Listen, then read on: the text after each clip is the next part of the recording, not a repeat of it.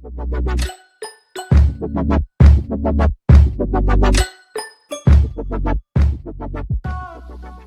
hey guys, welcome back to Tech Buffs with yet another video. Make sure you watch till the end.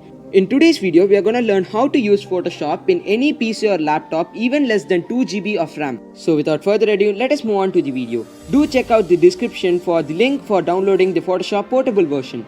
So as you can see here, just go to the link and click on the download button and it will ask you the location and save it where you want. The Photoshop portable is available as a RAR file, so use WinRAR or 7-zip for opening it. The password for this setup is 123, so do check it out in the description if you forgot. After extracting the setup, open it and give next to all the setups. It will ask you the language and you can select what you want. Now go to the C drive and install it. It will take some time for extracting, so I'll forward the footage for you. After installing the setup, you will see a folder called Photoshop Portable where the real application is held. Open the folder for opening the application. There you will see a folder called Photoshop Portable, so which you have to open giving the administrator permission.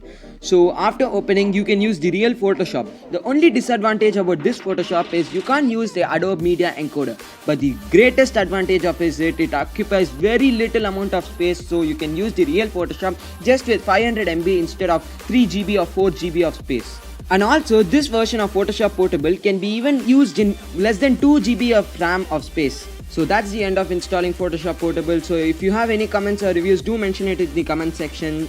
But don't forget, we as usual have the buff of the week. The previous week's buff of the week question was which was an older company, Samsung or Apple, and the answer for that question is Samsung. And the winner for this shoutout is THAMARAI SELVAN, who has answered it correctly and in the first. This week's buff of the week question is what was Google originally called as? Mention your answers in the comments with your Instagram ID and the first answer wins a shoutout. Thank you for watching this video. If you like this video, share it with your friends, subscribe to Tech Buffs and keep supporting.